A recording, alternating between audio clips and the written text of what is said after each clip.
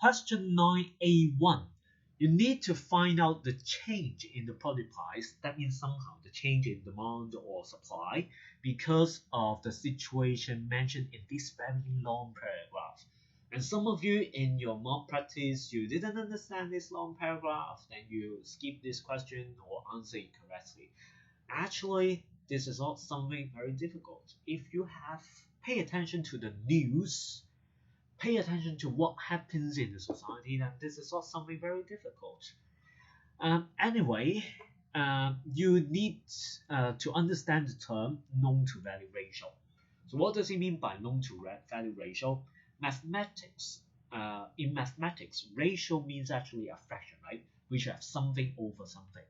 What is that something over something? Known should be put in the numerator here, and value should be put in the denominator here, right? So somehow we have known over value being this ratio. And what does it mean by value? The question is about purchasing a house, right? Purchasing a flat. Value means the value of the properties. Or somehow this is actually the property price, right? The property price.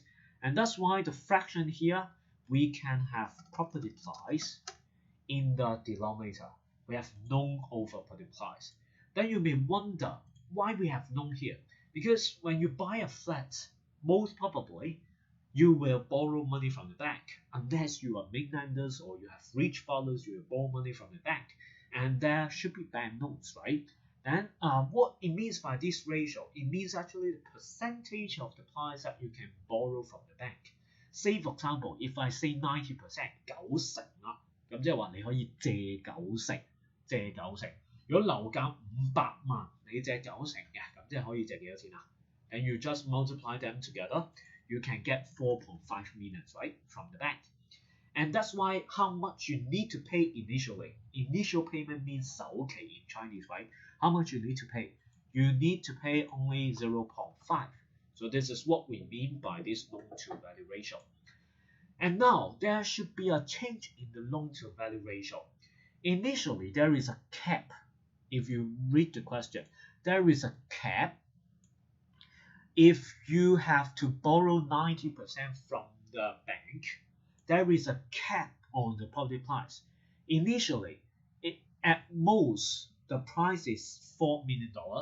You can borrow 90%. That means if the property price is below $4 million, you can borrow 90%. So otherwise, you can't. So how much is it? So I will talk about it in the next sentence. Initially, you can borrow 90% only if the property price is lower than $4 million.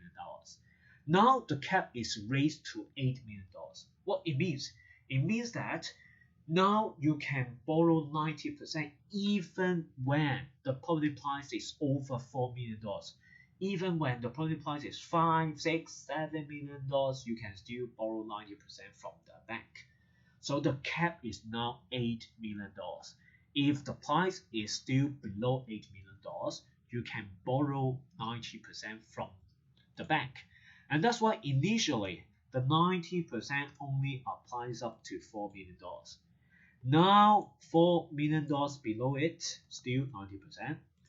But it is actually applying to the houses even if the price is above $4 million. As long as it is below 8, then you can borrow 90%. So this is what it means. So except 90%, we have another ratio which is 80%, right? So 80%, there is also a cap. Initially, you can borrow 80% if the price is below 6, right? Now it is raised to $10 million. And it means that below $6 million, initially you can borrow up to 80%. Now, even if the property price is $10 million, you can borrow 80%. Right? So this is the table. And what is the initial ratio if the property price is over $6 million? So it is not mentioned in the question, but you should know it must be below 80%, right? Because the cap for 80% is 6 million. Above it, you can't borrow up to 80%. So it is below 80%. So this is the change. And from the table, you can see that for each row, there should be an increase in the ratio, right? So for the property price between $4 and $6 million, initially you only borrow 80% from the bank. Now you can borrow up to 90. For 6 up to 8, initially it is below 80. Now you can borrow 90. For 8 up to 10, it was below 80. Now you can borrow up to 80. And that's why there should be an increase in the ratio in general, right? You can borrow more money. And that means the initial payment decreases. If you can borrow more money from the bank, you pay less by yourself initially. And that's why if the initial payment 首期係減咗啦，咁就可以多咗人係買到樓啦。And that's why the demand for the flats increases. And the property price actually will increase. So this is actually very ridiculous, right? 本身啲人買唔到樓嘅原因係乜嘢啊？樓價貴啊嘛，就唔係因為佢哋借唔到錢，係因為佢哋個樓價貴，所以買唔到啊嘛。咁林鄭就做啲咩啊？